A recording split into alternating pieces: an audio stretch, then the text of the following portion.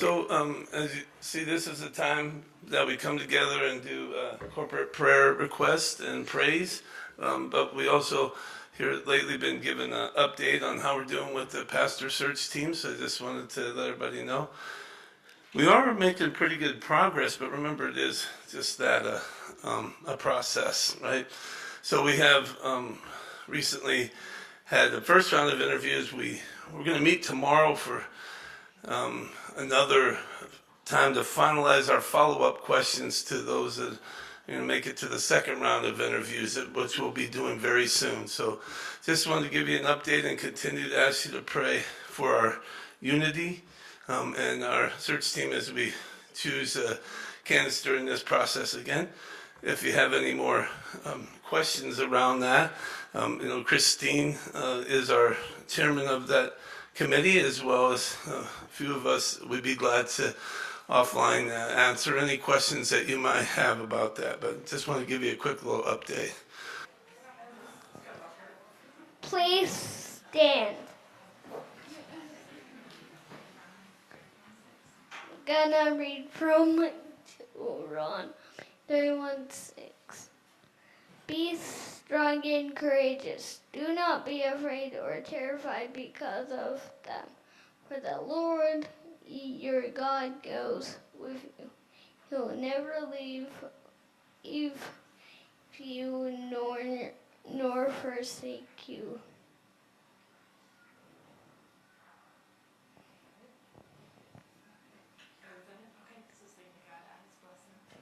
May God add his blessing. The reading of the word.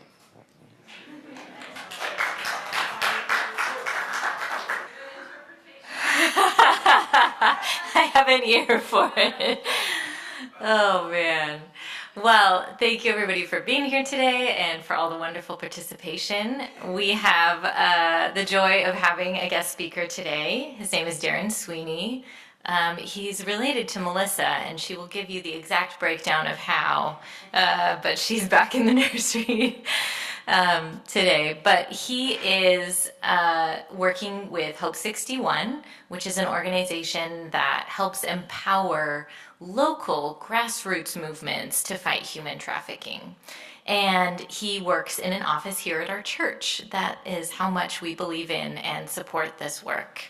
So he's going to share a little bit about that and kind of an update on how his family's doing as we pray for them and support them as well. So Darren, come on up.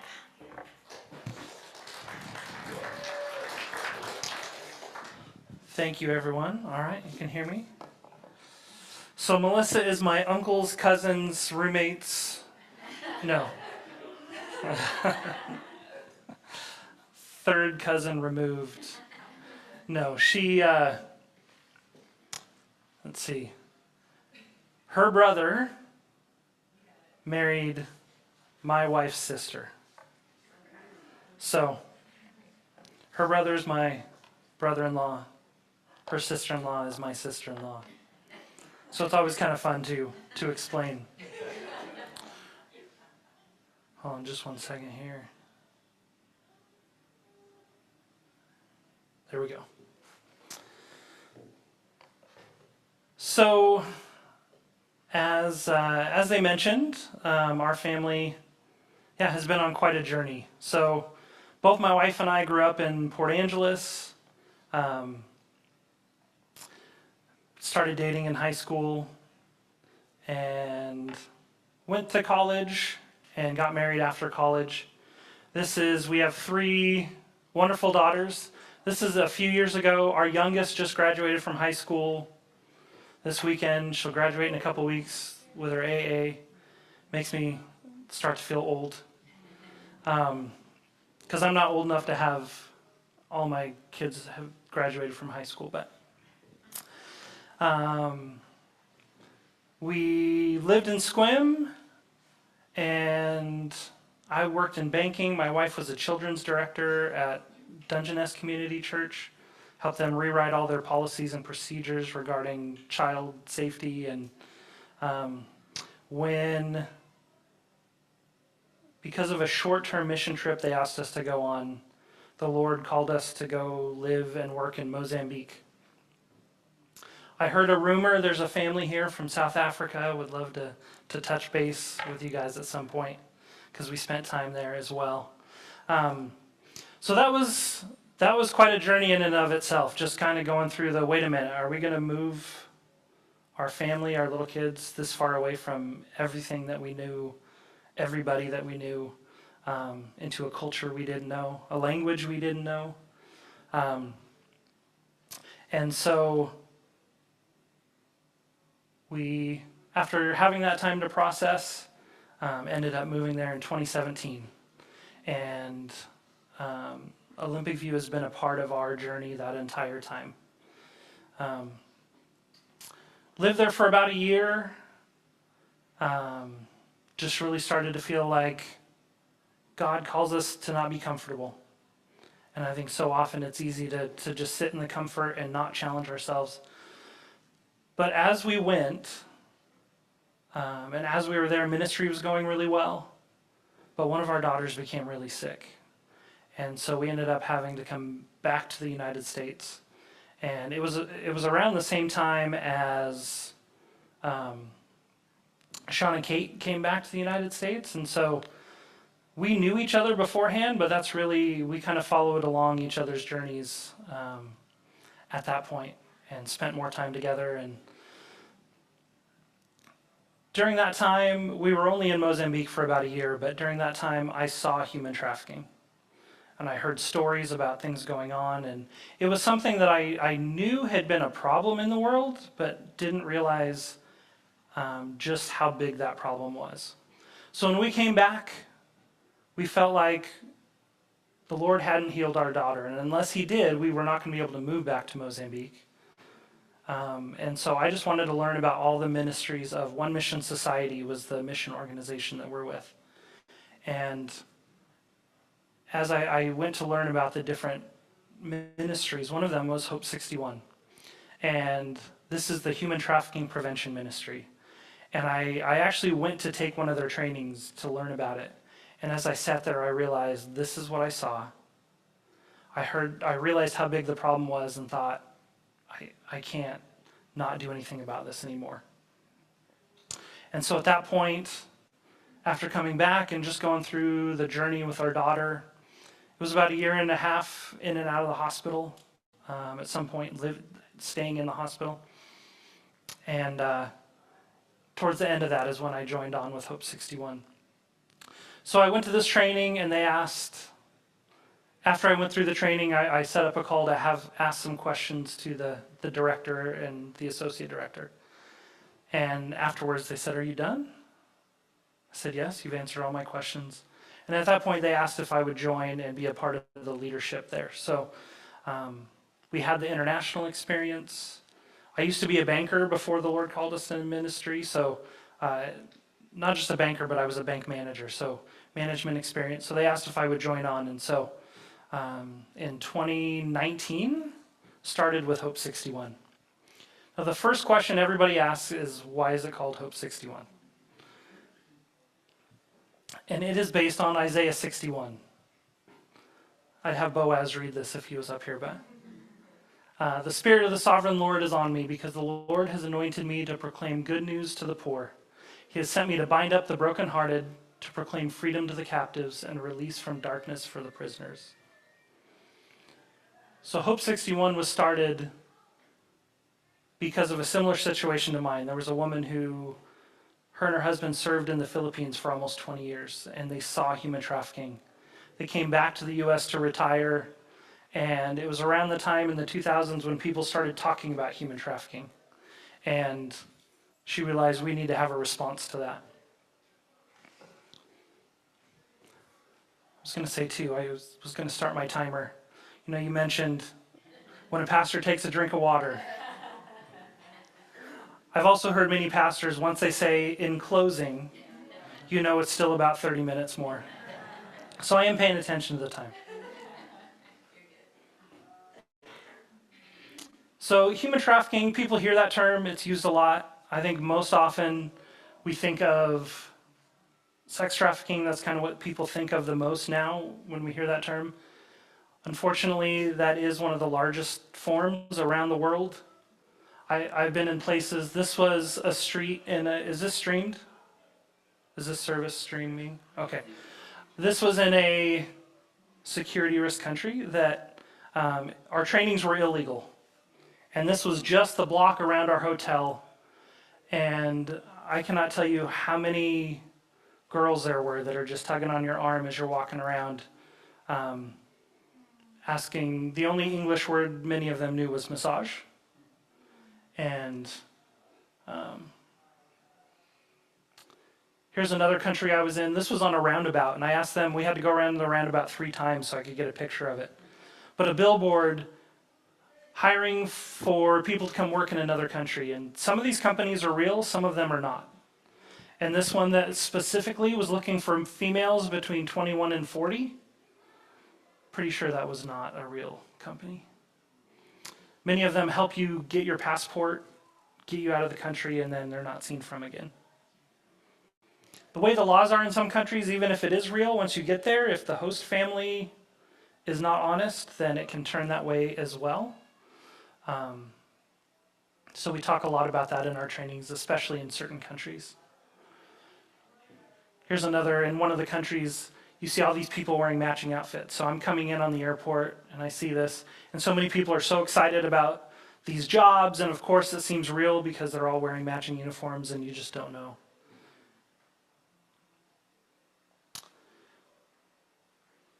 Next type, labor trafficking. You know, we see this around the world. This still happens so much more than we think about. This was a specific situation where I was in DR Congo and went to a couple different places in the country. And one of them, they were telling me in the mines, and you can see the mines in the top of the picture. In the mines in Congo is where they mine many of the minerals they use for cell phones, for electric vehicle batteries, for all these different things. And he was telling me that in many of these mines, they use children. They kidnap them away from somewhere in the country, bring them here. They don't have the resources to find kids as easily. And so my friend Trezor, who is on the top right in the picture, he has started hope centers around the country, and this is one that's near these mines. And he said when children are able to escape from the mines, this is the first village that they can come to. And so we're going to a hope center, we're going to meet all these kids, and I asked him, of these kids we're going to meet, how many of these kids will have been trafficked? And he said if they're 5 years old or older, all of them. And so I go and I'm hear all these kids running around, being excited, kind of like the kids were here this morning. Just excited there's visitors, and so I'm sitting there trying to be excited to be with them, but also trying to just hold back the tears, realizing that these kids have been through so much already. And these were just some of them.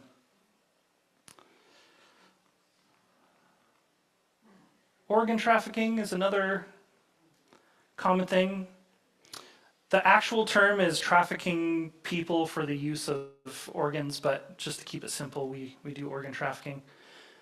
Some of them are for transplants. There are many places where people take the organs and then sell them for transplants, but in some countries it's also for black magic rituals.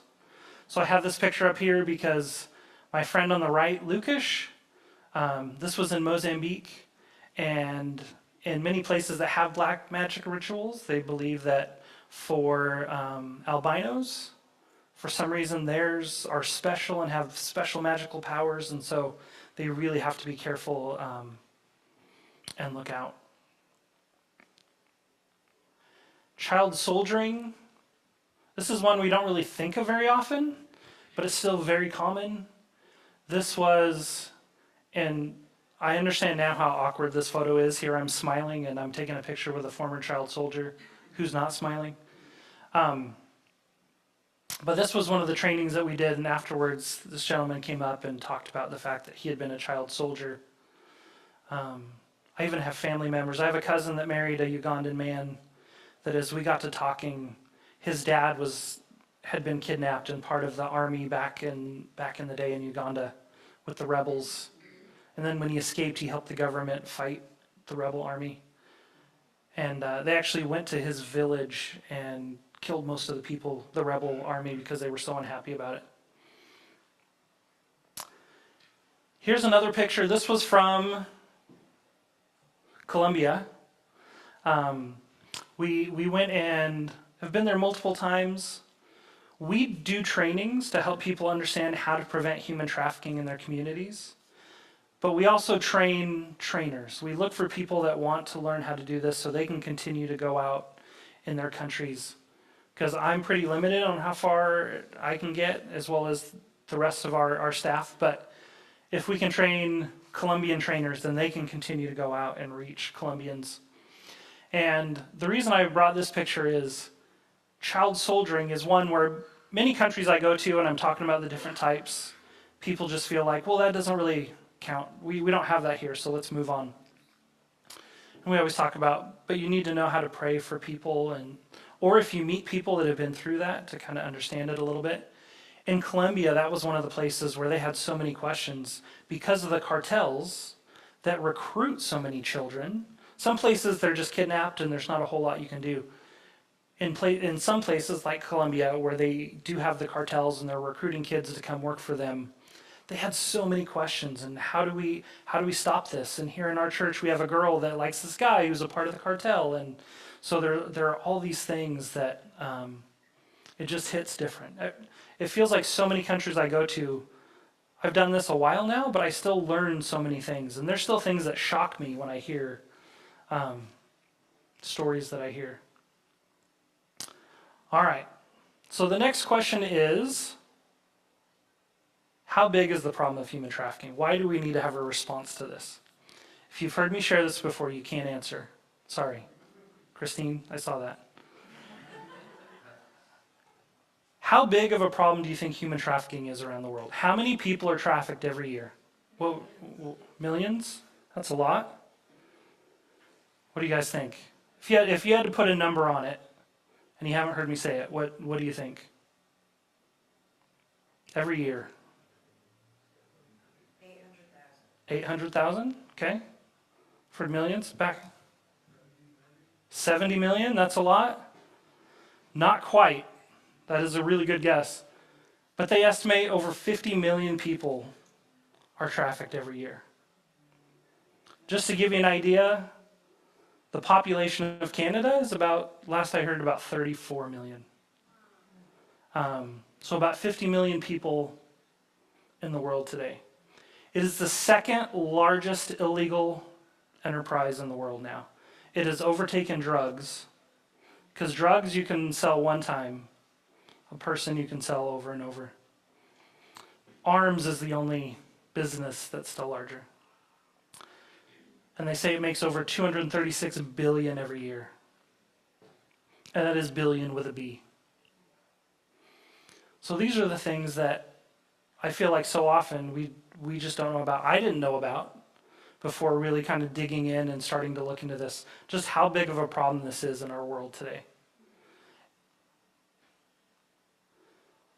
There are different responses to it. The most common is protection. So when we think of rescue, aftercare, after people come out, that would be the most common. Prosecution, people that work to change laws in countries or to actually prosecute those that have been involved, and prevention. At Hope 61, we work just in prevention. All of these are absolutely needed. Absolutely necessary. But if we can stop it before it starts, we feel like that's really important. And we work to prevent people not just from becoming victims, but also traffickers and buyers. Because if there's no demand, then there's no trafficking. And as far as like the traffickers, we've had trainings where traffickers have come. They've worked for these companies and they didn't quite realize what was going on fully.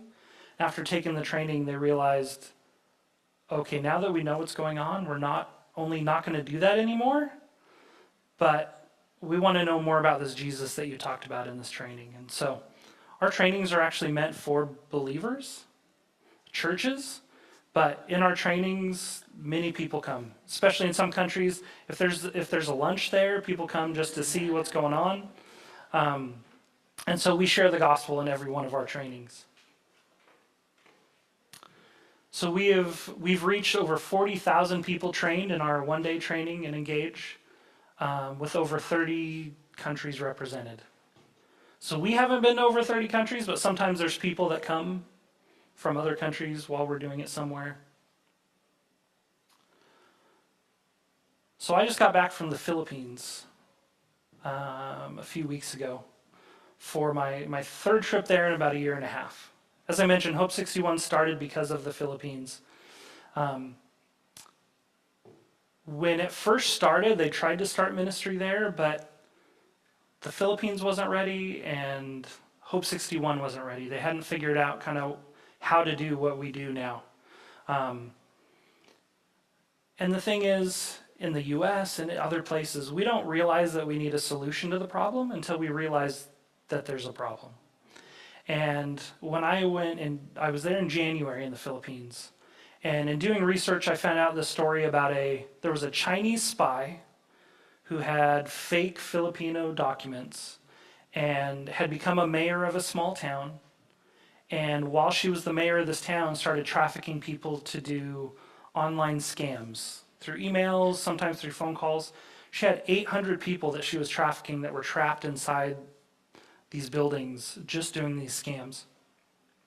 And I heard about this, and so I just threw this picture up in the training. I said, does anyone know who this is? Everyone knew who she was. She had just been sentenced in November, a couple months before. So it was kind of the perfect timing of people understanding, okay, there is a problem. And we see that.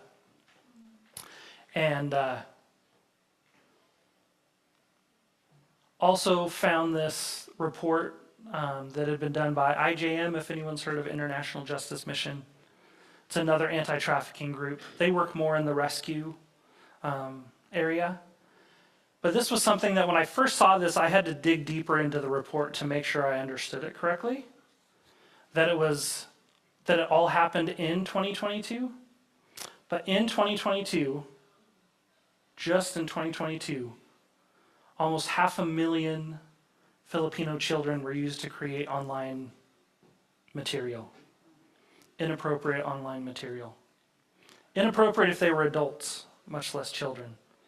But it's a situation that parents have found they can make money, and so more and more have started to do this.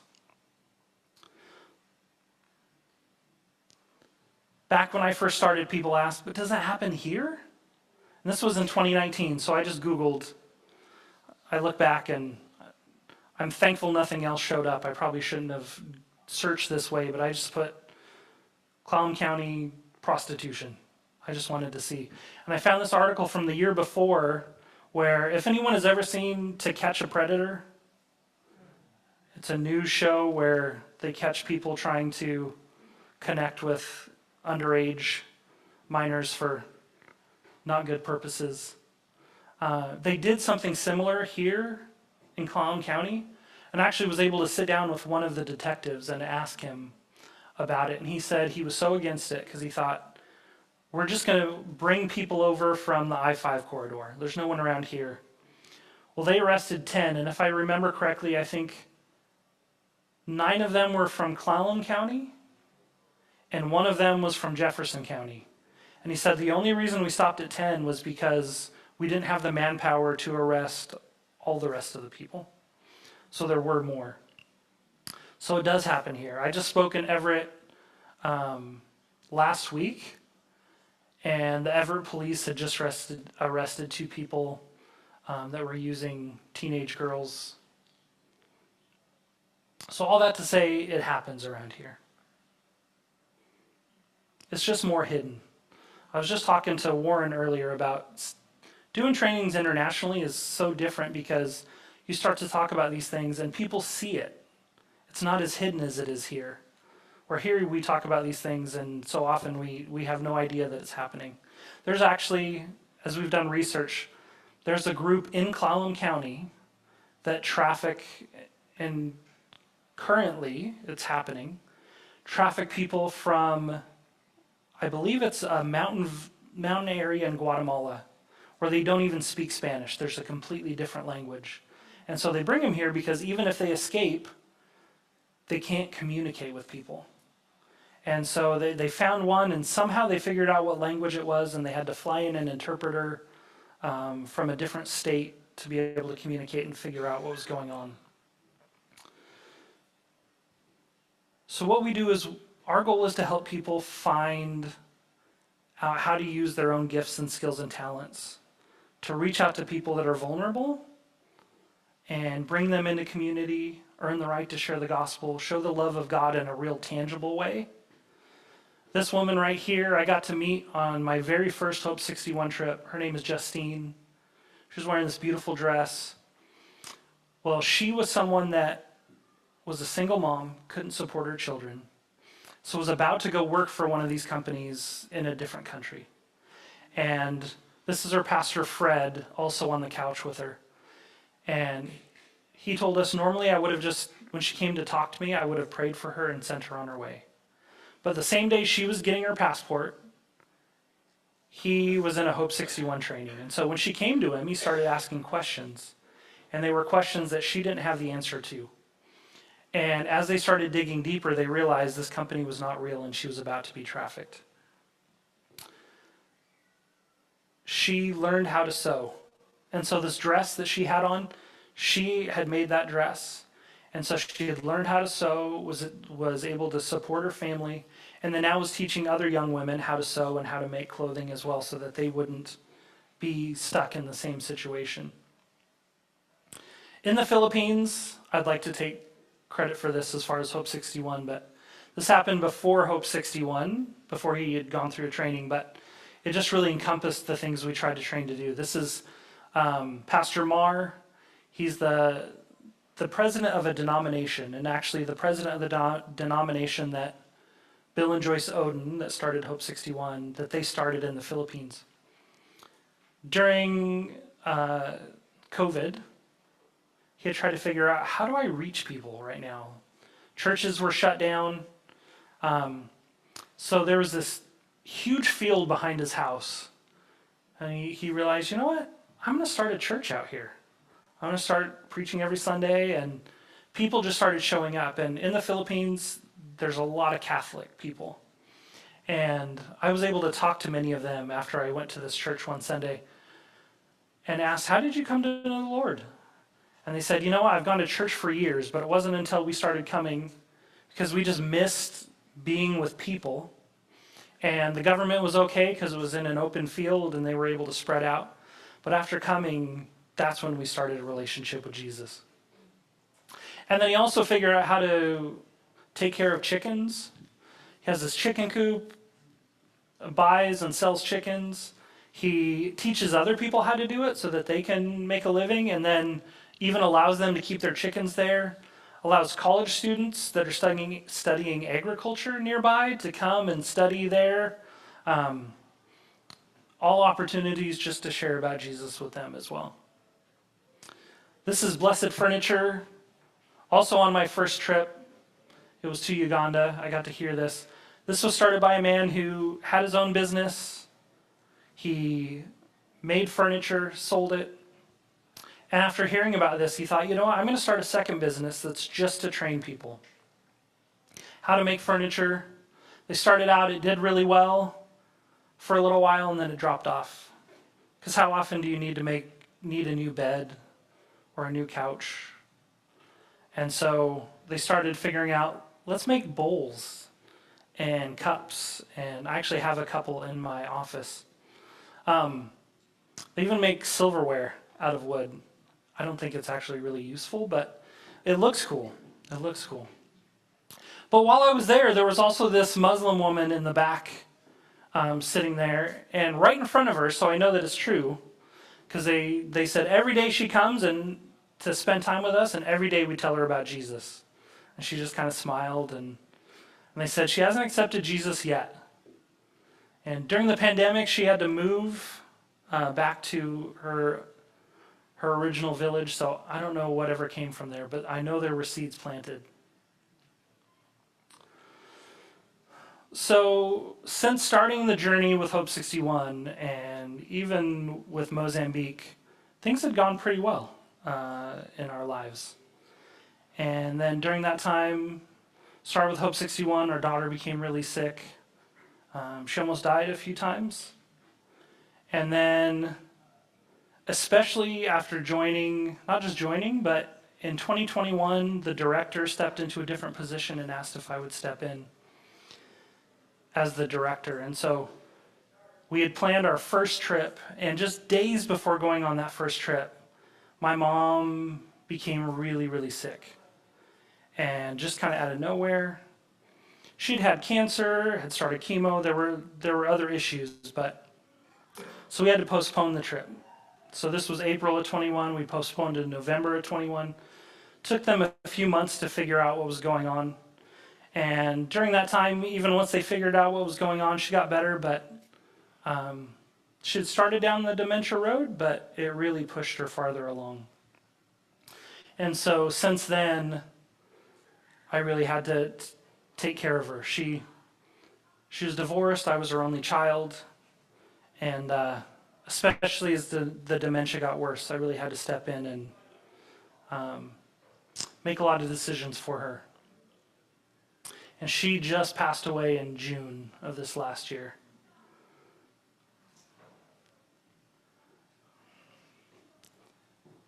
Does anyone know what this is? It's not a colon. That's a good question. Not a gallbladder. It's not a kidney. These are good guesses, though.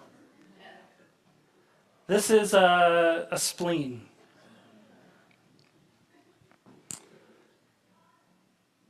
This was a gift from my daughter because February of 24, I was getting ready to go back to the Congo to train trainers. You saw pictures from my first trip. I was getting ready to go back, and just days before going, most things happen just days before going on a trip. My mom, it was 2 days before I was supposed to leave. This was just days before going to Congo. I'd been feeling really sick. I had a pain in my side, and if I sat up too long, I would just pass out. And so finally I went to the doctor. Well, first before that I did what we all do. I Googled what was wrong and realized, well, I'm just dehydrated. So I'm putting electrolytes into Gatorade, trying to drink it all, and nothing happened. So finally went to the doctor. They sent me to the ER. They sent me to Silverdale for emergency surgery. I knew it was serious when we went to the doctor and they came back in the room and they didn't even look at me. They just looked at my wife and said, you need to take him to the ER. He needs to be in a wheelchair. And my spleen had ruptured. They have no record of this just happening randomly. There's always a reason: car accident, gunshot wound, different things. They could not figure out what happened. So I went in for emergency surgery. They blocked all the blood flow to my spleen. Sorry if this is too much information. And said it'll never work again. But we do have record that it's better if we leave it in. There's still some benefit there. So had the surgery. They ran all the tests. At one point, the only option left was cancer. And so they sent me to the Cancer Care Alliance, or Fred Hutch in Seattle, even though I was trying to build blood back up, because I'd lost about half of my blood during that time. They took 29 vials to run all the different tests. And before that, I'd gone to the infectious disease department at UW. I told them every country I'd been to, even just layovers. They ran all the tests. Praise the Lord, it wasn't cancer. They never did figure out why it happened. But kind of a praise there as well. So before I could travel to some countries like Africa, I had to be cleared. And so just last August, I had another scan. And they said, even though we told you your spleen would never work again, it's working again. So God is good. So no idea how even the blood is getting there, but it is, and it's working. And so there's a lot more to the story, but the biggest thing that happened Some of you have heard me share about this before, but I didn't grow up in a Christian home. My parents divorced when I was very young. Both my parents remarried, and my dad, when he was dating a woman, started going to a Church of God in Port Angeles that's no longer there. It was the other denomination, the other Church of God denomination. Yes, Tennessee. And started going there just to be with this woman. He came to know the Lord. He invited me. I didn't really want to go because I always thought church was boring. But finally, when I was middle school age, I decided to go. And during that time, that first time, I just realized God is real. And if God is real, I need to do something about this. And here's a picture of my dad. And then my dad and my stepmom had a son. He's about 12 years younger. This is when I was a little bit younger than I am now. And fast forward to, I told you guys I was supposed to travel right before my mom got sick. We postponed it till November of 21. And on Halloween of 21, I found out that my now 30-year-old brother had decided that my parents shouldn't be alive anymore. And so took about a year and a half before the trial. And he was convicted, but this was something that just absolutely broke me. You hear about difficult things and you hear some people go through hard times. This was something that I struggled to function for a while.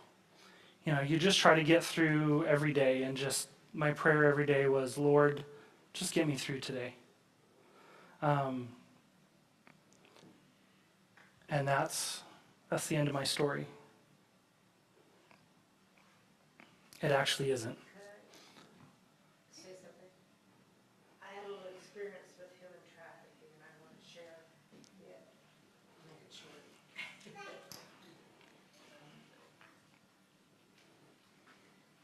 When my daughter, my oldest daughter, was about 15 or 16, I was sure. Give her a microphone. Sit in the chair there. Which chair? Oh, right there.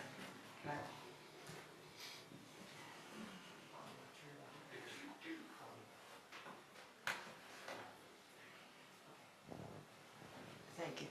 Anyway, I just have to share this because I'd never even heard of human trafficking back in the 70s, or if I did, it was very little. And a friend of mine and I decided to go to Hawaii. And I thought, my daughter's like 15 or so, and I think I'll take her with me and we'll have a good time. Well, we went to Hawaii, and she was talking to some guys on the beach and different, everything, but I never thought anything about it. And later that evening she said, Mom, is it okay if I go down to the beach? And I said, yeah. And not having a clue. And when she went down there, the next morning I found out she wasn't with us anymore. She was out there in the world. Well, these guys had told her, I found out later, that, they were with a group of people, kind of a commune type thing, supposedly. And, she could come and live there and it wouldn't cost her anything. And, blah, blah, blah. I don't know what all she was told. But anyway, she disappeared that night. And I went to the police station, reported the disappearance, and then there was a taxi driver that said, hey, let's go look for her if you want. He said, I don't think we'll find her because I've done this before. But, so we spent all night riding around in a taxi looking at all the places he thought she may be. And of course didn't find her. And that night we had to move hotel rooms, my friend and I, because they were booked up with somebody else, and so we had to move. So I told the police about it, where we were at, and the desk and everything, told them where I was at. And about 5 o'clock in the morning, I got a phone call from the police, and my daughter had gone away from these men, thank the Lord. She said she was in a room, they were kind of doing drugs, and she said she was sitting with this one guy's head in her lap, and they were asleep. And she said, all I want to do, Mom, was try and figure if they were asleep enough where I could get away. And she says, I finally lifted his head up really gently, moved sideways enough to get up and run. And she had her suitcase and all her belongings, but of course, that was not important. And she went back to the hotel we had been in, and they said, well, we weren't there, but wait just a minute. So they called the police, and they got her and brought her to me, and I had quite a talk with them, and they said that happened a lot. I mean, they said every day. It's an everyday thing. It wasn't just a random one-time thing. And so I was blessed by the Lord. My daughter was blessed to get out of that situation. And she didn't have anything but her shorts on and her top, and she didn't have any shoes because she just ran. And so I bought her a pair of flip-flops. The police told me to get out as soon as we could, because they would look for her. And so we got the first plane out of there. I bought her a pair of flip-flops to come home in, and I'm just so grateful to this day. But I was totally clueless. I had no idea anything like that was going on. But it happened back in the 70s, and it's getting worse every day. Thank you. Yeah, nowadays, I will share, social media is one way that traffickers don't have to go very far now. They can use that to find people that are interested in talking and building relationship, and on social media there's this feeling that, oh, well, I know this person now. We've talked enough. Yeah, it's really scary and still happens a lot.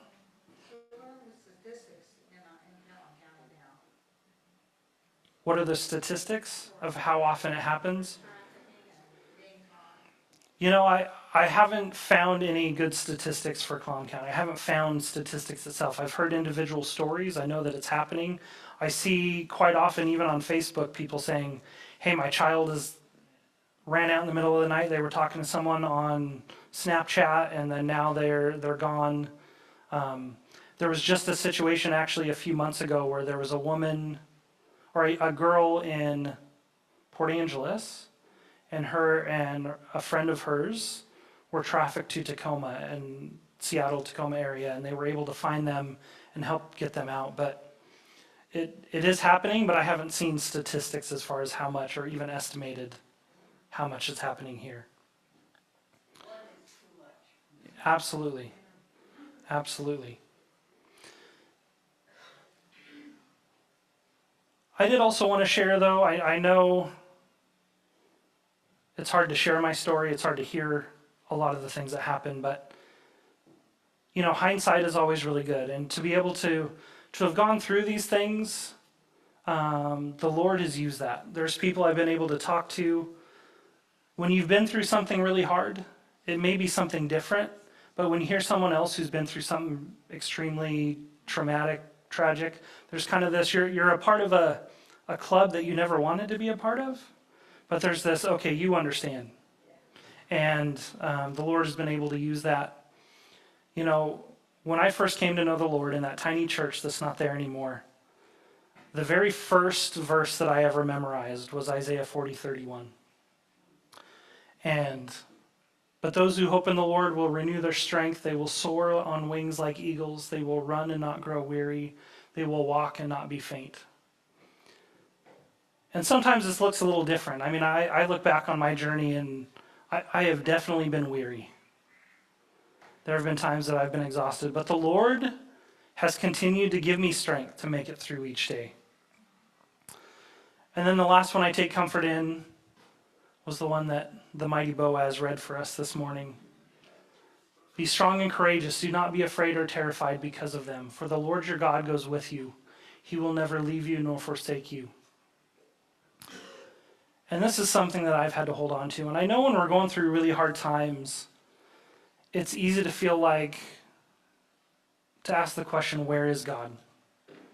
Lord, where are you right now? And I have had a lot of what I call honest conversations with God over the last few years. For me, it hasn't ever been a crisis of faith, but there has been a lot of, I do not understand why. I know that God didn't do these things to us, but he allowed it, and just a lot of questions. But the Lord has shown up in ways, even if I don't see him in the situation that I'm currently in, he has shown up in other situations that shows me he's paying attention. One story that really just sticks out to me, there was a time when our daughter was in care and we needed to switch places. The first place we were at, they didn't know how to handle insurance. So basically said insurance isn't going to cover anymore. We said, well, we need time to find a new place. And they said, well, she can stay here, but insurance isn't going to cover it, so you're going to have to pay for it. Well, I don't know if you guys know many missionaries, but we don't make a lot of money. But we didn't care. We just said, you know what, we'll figure it out later. Right now, we just need to make sure that our daughter stays alive. And so we didn't tell anyone. We're just in shock. We'd come back from Mozambique. You're dealing with kind of cross-cultural shock coming back and all this stuff with our daughter and just trying to figure it out. Well, yeah, we didn't tell our friends. We didn't tell our family. We didn't tell anybody. We're just trying to process everything, trying to figure it out. The next day, I got a call from Dungeness Community Church, which was our sending church.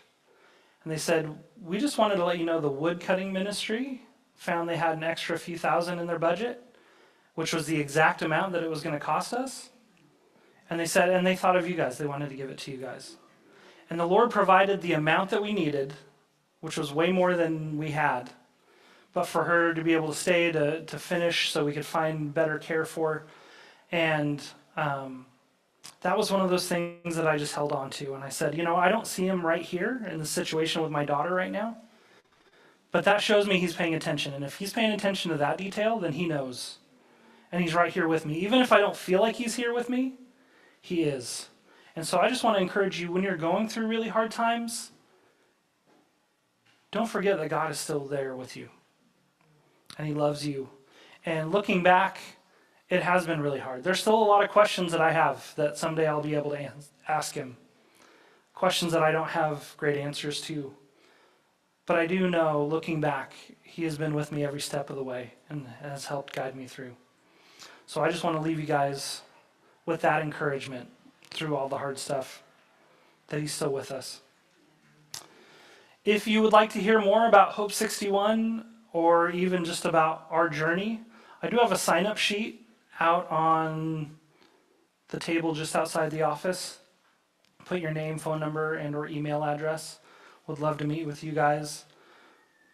We do this all through partnerships. We can't do this without Olympic View, who's been a partner of ours since the beginning, and without individuals. And if you would like to learn more about that as well, how you can partner along with us, please sign up, and I'd love to sit down and talk with you more about that. So thank you guys. So that's a little bit about Hope 61, a little bit about Darren Sweeney and the journey that the Lord has had me on over these last few years.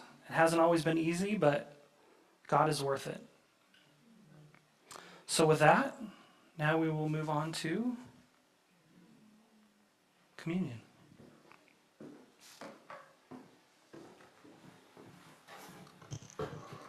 All right, so this is the part of the service where we come together to take communion. And we do this weekly as a reminder of the ways that Jesus serves us, that Jesus gave blood, body, everything in order to be with us. And so just as we have had this message about great evil in our world, and then a final note of how big God is, bigger than this evil, bigger than all the evil in the world that we see, that as we take this, the blood and the body of Jesus, that it would be a reminder to us that we trust in a big God. So as we do that, I just invite you to be praying and ask God to speak to you during this time as we take it kind of solemnly today, I think, as a reminder of everything. So we do this by intinction. You can come forward, you take a piece of bread, you dip it in the cup, and then eat it. We have gluten-free on this side here, or little prepackaged versions if anybody prefers that. And if you need to be served in your seat, just give me a wave and I can come out and do that.